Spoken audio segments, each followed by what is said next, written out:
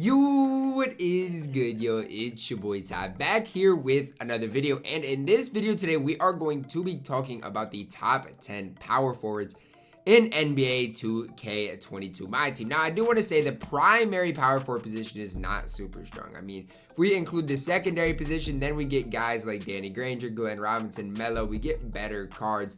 But if we're just looking at the primary power forward position, the list is not super strong and it's pretty short. And honestly, the power forward position is just overall a super duper weak position. Now, before we go any further today, remember we are going to get content of some sort tomorrow. By the time that this video is released, we probably know what that is. So this list is subject to change.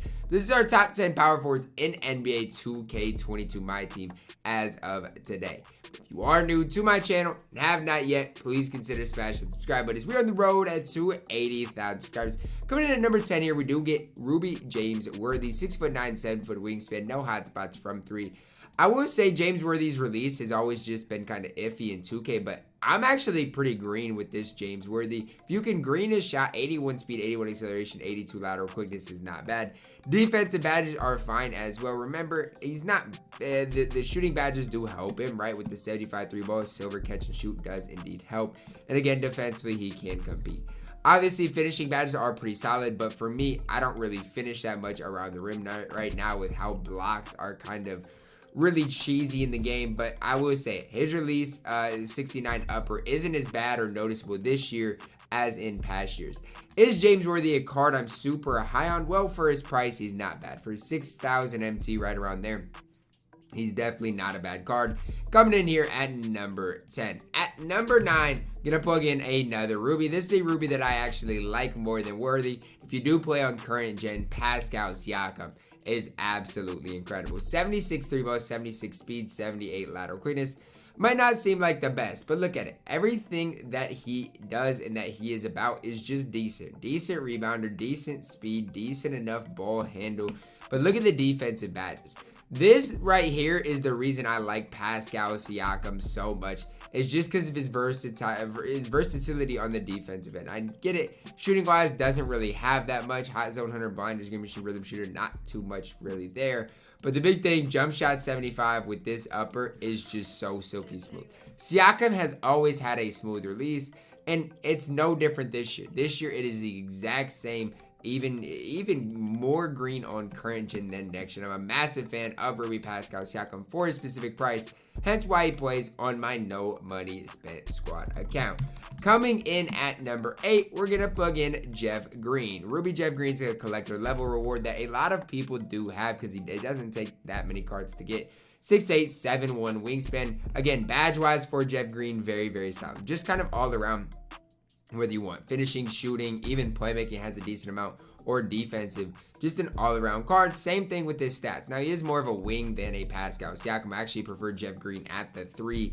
Great speed, good lateral quickness, good 3 ball, and his release is probably the quickest in the game. Jump shot 50 on quick timing is one of, if not the single quickest release in all of 2K. Is it smooth? It's pretty smooth, easy to green, but again, we're to the point in 2K where we've got a lot of these power forwards that are all kind of grouped in one, right? If you wanted to put Jeff Green all the way up at number 4, I wouldn't necessarily blame you. But for me, as times went on, I guess I just have lost value in Jeff Green compared to the rest of the field. At number 7, domination reward amethyst Draymond Green comes in. Pretty similar to Pascal Siakam as just far as what he is going to give you. The difference is Draymond defensive badge wise is a little bit better, but he's not as lengthy. So he doesn't have as much length. So got to kind of work with that. I actually jump shot 12 compared to Siakam's release on current gen isn't that much different, honestly, as far as green windows. They both should green basically all the shots they take for you. I actually have Draymond on my road to 250K account. He played for me for a little bit. But at the end of the day, it's just there's better power forwards in the game now than when Draymond first came out. Now, when he first came out on day 1, September 9th, September 10th, he was probably the best, one of the 8 top power forward in the game. I'm not going to say the best, but probably 8 top power forward in the game. And as times went on, as weeks went on, loses value like a lot of players do. Still, if you got Draymond in domination, you can run the card and be just fine with him. He can compete on both ends of the court. Number 6, we do have Tim Duncan. This is a different kind of player that we're going to talk about today. I like running Tim Duncan at center if I was to run him anywhere. And so it's kind of different, right? We're going to talk about Tim Duncan at the center position. 6'11", 7'2" wingspan, 53 both, 69 speed, 78 lateral quickness. I think we're just talking as a pure defensive player. Probably a top 2 or 3 defensive player on this list in general. But the problem that I have with Tim Duncan, right, is if you're looking for an inside big, Tim Duncan's not as good as Wilt. He's not as good as some of the other inside bigs in the game. And I get it. He's 6'11" with Hall of Fame rim, which is a super good badge, as well as post move lockdown. But to me, I mean, we've got players that can do what Tim Duncan can do for less expensive. And I know number 6 on this list might be a little low for some of you guys. You guys are like, Ty should at least be top 3. If you want to put him at top 3, that's fine. But I've always been one that I like stretch bigs. And Tim Duncan's not that. He can knock down the mid-range jumper or that right corner 3 with that hot spot. But for me, there's just better cards out there today than Tim Duncan. One of those cards, I'm going to plug in Blake Griffin here. 6'10", 6'11" wingspan, hot spot from that right slot. 77 3 ball, 75 speed, only a 50 lateral quickness, can dunk crazy. Here's the big reason I like Blake, right? He's better on current gen than next gen, but that Blake release on current gen is fantastic. Bronze catch and shoot is fine.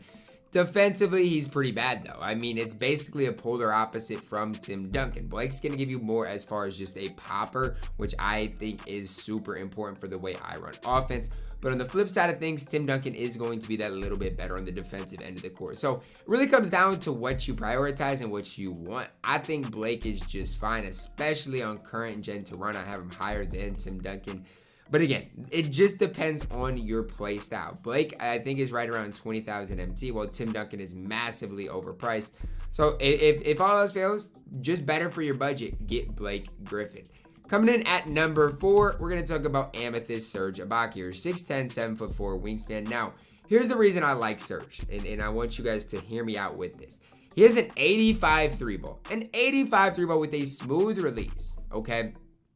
To go along with that, 90 interior, good vertical, good strength, good enough defensive badges. Is he going to get stops on Wilt Chamberlain, Dikembe Mutombo if he gets his head mashed in? Probably not, right? It's just probably not going to happen because mashing in the paint is so overpowered in this game right now. But he gives you a little better option than a lot of guys on this list. With his height being 6'10", 7'4" wingspan, good enough defensive badges, 94 block. He'll at least try to get a stop. And that's why I do like this Serge Ibaka card. He's going to at least try on the defensive end of the court, be a lot better than Blake, for example. And he is that stretch big that you guys know I'm a massive fan of. Heading into the top 3 now, Chris Bosh, very similar to Serge Ibaka. It's a very similar card. Now, Serge might be a little better on the defensive end of the court. I'm just going to say that. But Serge does not have these shooting badges either. Now, set shot 7 is a problem for Chris Bosh. It's not one of the worst releases in the game. But the problem is they could have very easily given him release 29, which we all know from last year what that release was about. So that's the problem with Chris Bosh. Speed 65 is not the worst. Again, decent enough rebounder. But if you want to make the most out of Chris Bosh, you definitely have to badge him out of the defensive end of the court. And once you do that, maybe he can defend a little bit, but still lacks a little bit as far as a defender in this game. And so for me, that's why he stays out of my top 2. Coming in at number 2 for me, might be a surprise to some of you guys, Amethyst Josh Smith, 6'9", 7'4" wingspan. Hear me out. 1 Hall of Fame badge, 8 on gold, 14 on silver, hotspot from that left corner. But that doesn't tell the full story. At center, where I probably prefer to play him, 84 speed acceleration, 86 lateral quickness, 91 interior, decent enough strength, and 92 block. And look at the defensive badges. Hall of Fame poker stick, gold chase artist, hustler, rim protector. Ton of silver badges. Most of them can be upgraded. To go along with that, he can shoot it a little bit. 74 3-ball is not bad at all. 90 driving dunk. Ball handle is a little low. That's the one thing with Josh Smith, right? If you're running Josh Smith, you might think, okay, this guy can handle the ball a little bit. No, he can't. Just know that he is not going to be able to handle the ball for you.